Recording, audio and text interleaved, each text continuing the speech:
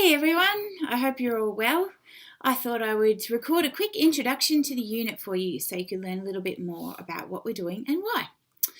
First, I would like to take a moment to acknowledge the traditional owners of the land that we are meeting on in this wonderful virtual online space.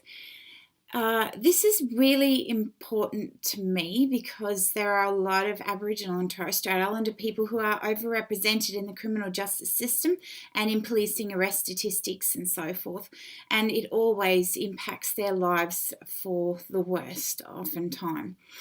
So I'd like to acknowledge the Muhanina people who are the traditional custodians of the land upon which UTAS campus was built. I acknowledge that they have survived dispossession and invasion and continue to maintain their identity, culture and Indigenous rights regardless of that.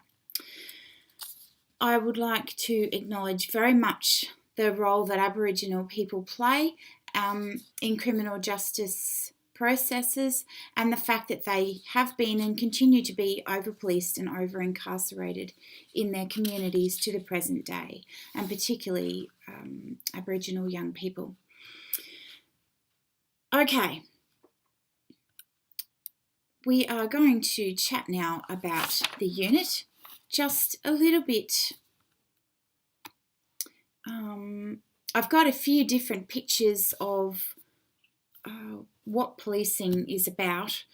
You can see the more control elements there in an image on the slide where there's police in riot gear. You can see on the other side we've got police who are participating again in football with young people, and we've got police who are graduating from a police academy, I suppose, or getting started at the police academy. So all of these things are different things that we'll speak about in this unit, and the range of different practices that policing involves are the things that we'll be discussing. Now, this, in some instances, it can be a really positive thing. In some instances, it can be really negative, which is why I've tried to encapsulate that in those pictures. A little bit about me. The best way to get in contact with me is email. While I am often on campus, I am also often interstate, and if you email me, I'll get back to you straight away. Please don't leave messages in the discussion boards for me, because sometimes I can struggle to get to that until the end of the week. I have consultation hours. They are from 10 a.m. to 12 p.m. on Thursdays. Or if that doesn't suit you, I'm more than happy to meet up any time that you can. So just email me and we can arrange an appointment. I'll get pretty peeved if you don't turn up to the appointment. So it'd be really great that if you make a time with me, you actually come along and have a chat. My office is in the Social Sciences building on the Sandy Bay campus, room 534, and that's on level 5 of the Social Sciences building. I have fairly narrow research interests, I suppose. My main focus is on LGBTI folks and their experiences with criminal processing systems. I tend not to use the word justice. I try not to, because I don't believe there's much justice in our criminal processing systems at the moment. But my main focus is always frontline policing experiences. My other focus is looking at young people and the ways in which they interact with policing processes at the front line, and particularly, face-to-face interactions with police. My staff profile link is there for you if you want to know more about what I do and have a look at the publications that I've got. In my spare time, I absolutely love listening to and attending punk music gigs, which I found is quite difficult to do down here in Tasmania. There's not many of them around. I also love to do dirt bike riding, hang out with my family and go bushwalking, and I love doing research. It's one of my favourite things to do. And you can see a picture of me there with some of my colleagues a couple of years ago when we were doing research on PCYCs. Okay. So what are we studying? We're looking at the the major issues concerning contemporary policing practices. So looking at things like hate crime, public order and dissent, cross-border policing, illicit drug use, domestic violence, post 9/11 climate. What do all these things mean? What are the good things about those forms of policing? And what are the drawbacks of those forms of policing as well? We also look at different crime management strategies and forensic practices, and we'll be looking at case material from Australian and international policing contexts. The unit is entirely online, which means we don't meet face-to-face unless you come and see me in consultation. I don't know if that's the best thing, because I really do enjoy talking to people online, but it seems to be the way of the future, because less and less students are turning up to lectures on a weekly basis. What we are doing over the semester, introduction to the unit this week, then we're looking at styles of policing, we're looking at legitimacy, over-policing and under-policing, cross-border and transitional policing, post 9/11, hate crime, surveillance, young people, drug-related crimes and policing violent crimes, domestic violence, technology, and policing futures. So that's what we're looking at over the semester. You'll have a study guide online in your first week content that flips down, and you can see exactly when the dates of those things are happening. So make sure you check that. That is, of course, on the Milo site. I keep in touch with you guys using news items through the Milo site, and I will send out urgent ones as emails for you. On the Milo site, in the content area, you will find the lecture slides, the little recordings like the one I'm doing right now, lecture readings, and where possible, I'll give you some online videos to watch and sometimes some little recordings that I've made of different interviews that I've done with police officers and with other folks involved in policing. I really like to make it that it's not just me blaring on about these topics. I like to actually get other experts on board to tell me about how they do policing in that area, or how they work with police in their non-government organisation, for instance, and the role that they do. And of course, you'll find discussion boards to contribute to each week. I'll also put up some YouTube videos about the assessment items, because although all the information that I give you is what I'm going to be talking through in the YouTube videos, it's already on the Milo site.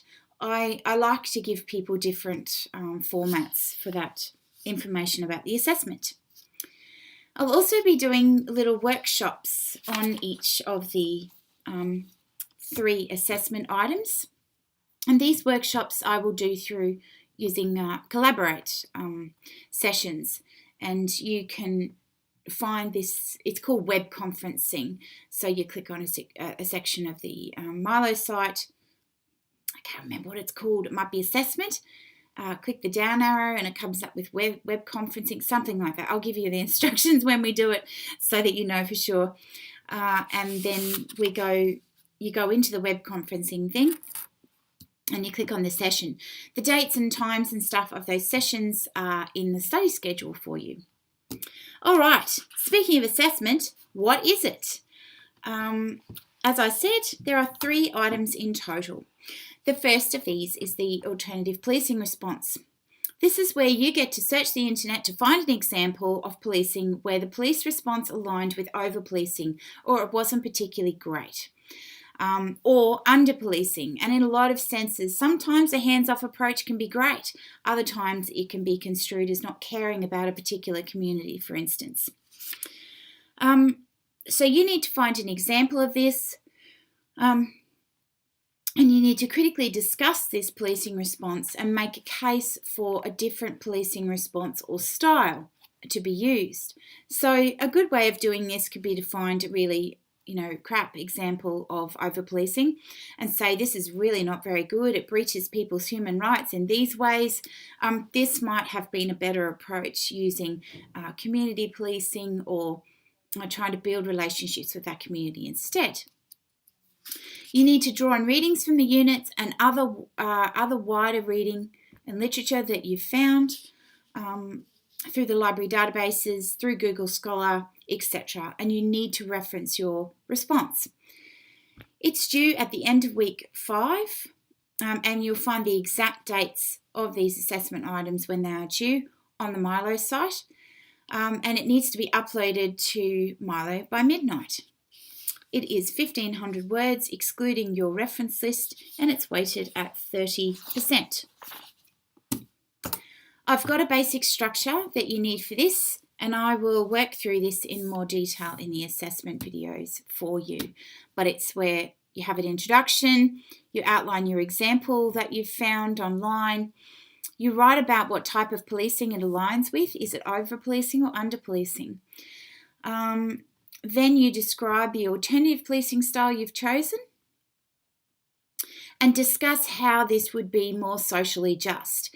And usually need 2 to 3 paragraphs for this. So I'd say that you have one idea per paragraph. So if you've got 3 paragraphs, 200 words each or so, what are the 3 main ways that it's more socially just, ethical approach to policing?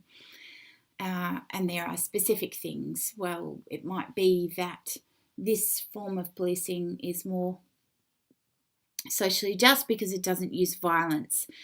This form of policing is more socially just because it respects the human rights of the individual involved. This form of policing is more socially just because the person doesn't die. Whatever. There's many different ways. And you need to look at your example and pick out what those are going to be. Conclusion, 150 words, very straightforward stuff. As I said, I'll go through this in more detail in the assignment video for you. And of course, you need your reference list of the sources that you use. Make sure you have 1 reference per paragraph, and the reference list is excluded from your word count, not the references that you have in your paragraph. So that's the alternative policing response. Major essay, you need to draw on unit readings and other literature to do a critical analysis of a police policy, practice or strategy. I'll explain what that means in the assessment videos for you. You'll be provided with a few different policy options and stuff like that when I go through this in the video. But you're encouraged to do internet research to find your own police policy, practice or strategy and make that the focus of your essay. You'll be expected to reference scholarly sources and you may include newspaper articles and policy documents where necessary or relevant. This will become clearer as you work through the response. It's due at the end of week 12 and it needs to be uploaded to the Milo site by midnight at the end of week 12. It's 2,500 words, again excluding the reference list, and the weighting is at 50%. That's a big one. So you'll need to make sure that you think very carefully about how this is structured. And I'm more than happy to support people and provide additional advice on, dot point plans and stuff for this assignment so you know you're not doing the wrong thing. But I'll talk about that more in our online collaborate session. Just very briefly, this is how you might structure it. You need an introduction, you need a brief description talking about what the policy document is, so the policing strategy, policy or practice that you're focused on. Then you need to critically analyse your document. What population is the document targeting in terms of policing? Is it targeting young people, for instance? What style or type of policing does the document target, and how does it describe this in the document? This is about 400 words, so I would say 2 paragraphs. Read it carefully and think about how it describes policing. Is there a particular style of policing the document discusses, or a type of policing is made the focus, such as terrorism or drugs crime? What words or phrases does the document use to describe that type or style of policing? The next part is the two main assumptions that the document makes about policing. Does it talk about some forms of policing being bad? How does the document describe this? Does the document assume that policing needs to be improved or that relationships need to be improved? And how does the document describe this? And you can pull out little phrases and so forth, quotes from the document to demonstrate your points. You need to find a main strength. One strength, explain it in detail, referencing your literature and bringing in your, quotes or whatever from the document if you need to. And again, you need to do the same thing with your main weakness. Again, I'll describe this and talk about it in more detail in our Collaborate session and in the video that I just talked through with this. And then finally, still on structure, you talk about, you have a conclusion and you have a list of references, and this is excluded from your word count. So that's the major essay. The third one is online participation in discussion forums.